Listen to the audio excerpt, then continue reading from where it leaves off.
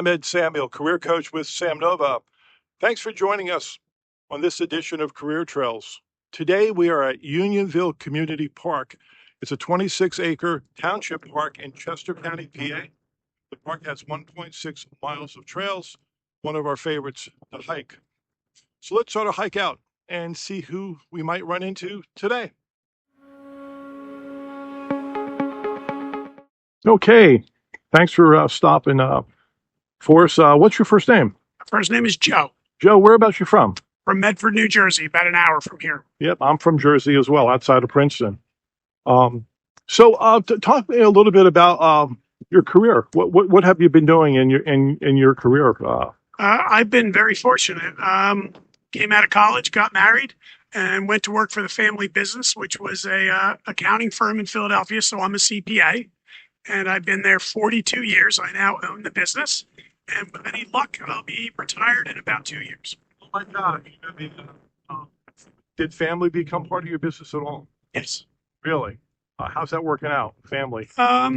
Good. I discouraged my sons from following. Well, they followed. One of them followed my footsteps. He works for a company called Celsius down in Florida, and he's in senior management in the accounting end. But both my sons I didn't want in the firm. I didn't want them, but I just thought it would be better they follow their own course. But I have had other family members, cousins, and I think even my mom for a little while. So a lot of people that I work with, they go to college and they work somewhere for a short amount of time, and then they get the itch to start something brand new. For those people out there who want to start a business and run it as long as you have, can you give maybe three pieces of advice starting out and go the road that you took? What do you mean? Absolutely. The beautiful part about being in business for yourself is the harder you work, the more result you see, whether you're looking for advancement within your field amongst your peers or financially. The harder you work, the more money you can make. And when you make that money, it's yours. You're not sharing it with anybody else if you're the owner.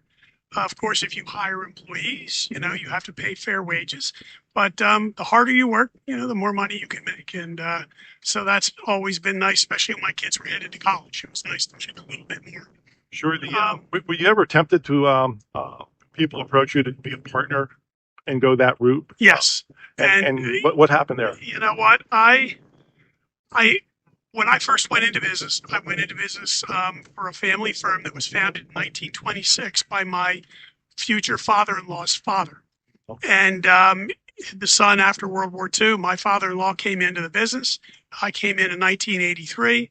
He did make me a partner, but I watched a lot of my clients, and a partnership is like a marriage, and lots of marriages fail. So you've got to be so careful when you bring a partner in. And I watched a lot of companies that I worked for that were partnerships. And after a while, one partner, whether it was right or wrong, felt that they were carrying the load. And then there was a lot of animosity, and friendships would be ruined. Families would be ruined. So I tried to stay away from having a partner myself. I hired good people who were loyal. However, I ran into a situation where my first wife developed cancer. It was terminal. Oh. I took care of her for 4 years. And I knew that I needed a partner, somebody that was in as deep as me and cared as much as me. And I got really lucky. My father-in-law found me as a partner, and I was good for him in the business. I happened to find somebody just as good. Wow. Just at luck. Wow. Just amazing. Luck. Just amazing. Well, if you would describe your career in like one word, bumpy, easy, hard, challenging, what would that one word be? Dedication to hard work and endurance. Beautiful. So thank you so much for joining us on Career Trails, and we wish you a great day. All right. I wish you guys too. Hey, thanks so much for stopping here on the trail. And so what's your first name? Michelle. Michelle, where are you from? I'm from Avondale, Pennsylvania. Avondale, Pennsylvania, not too far from our office. So tell us a little bit about you. What did you go to school for? I went to school at the University of Pittsburgh, and I majored in history and minored in Spanish. History and Spanish. Yes. Okay. And then what happened after school? What happened after went to school? What profession did you move into? Well, you're pretty much limited when you go to school for history, especially specializing in colonial history. So I always had the ultimate goal of going to law school afterwards. I was blessed to be able to take a gap year, though, in which I worked at a credit union, which gave me great experience before law school. Super. So what led you to your current profession, and what is that profession? Oh boy, it was by circumstance, I think. So when I went to law school, the ultimate goal was to become a public defender, and I went to law school in Cincinnati. And then my family needed me back home in the East. And when you go to law school, you kind of want to start practicing where you go to school. But I came back East, and we've got a pretty unique demographic here in Avondale, which is a large Hispanic base, and I happen to speak Spanish. So a few friends who needed help in the immigration area, and I figured, well, I went to law school, I can figure it out. And so I helped a couple friends with their asylum cases, and today it's one of my specialties, and I work as an immigration consultant. Immigration consultant. Wow. Um, so how do you help people as an immigration consultant? Because I could imagine, based on everything that's happening in the U.S. today, you must be pretty darn busy. I am pretty busy these days. Really, immigration is kind of a niche field, and not a lot of lawyers do it. And you really have to be specialized because there's so many of areas of immigration that need to be touched in that one area. And so I have people who generally come to me with a general question. I have an employee. I need to get them legal status here. How do I do that? Or I have a family that comes to me who's crossed the border, been inspected, but now they don't know what to do from there. So really, my position is to get them headed in the right direction. If it happens to be an area of my practice, such as asylum or employment acquisition, I go through the process with them. So I'll do all of their paperwork to be submitted to the United States Center of USCIS. Wow. How do you think your role might change now with the new administration in place? Will it become easier, harder, difficult?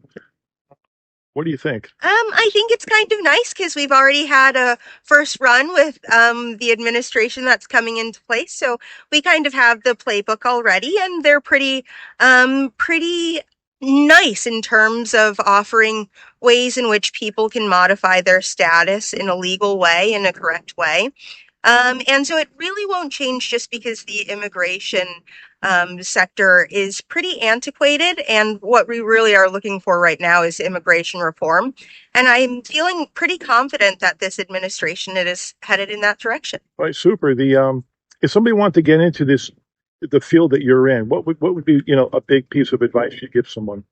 The biggest piece of advice I would give to them is knowing how to work with people, knowing how to have a conversation with them such that you can get details that they might not necessarily think about, which goes a long ways towards making a person eligible where before you might not have thought they were eligible for that particular immigration benefit. Wow. So if you pick one word that would describe your career up to this point, because you're early in your career, I am. What would that word be? Fulfilling. Fulfilling. Yes. Oh, wonderful. Michelle, thank you so much for spending a little bit of time with us on Career Trails, and we wish you a great day. Thank you. So we're at the end of the trail here at Unionville Community Park. Before we leave you, here's a trivia question about the park. What historical building resides at one of the park entrances?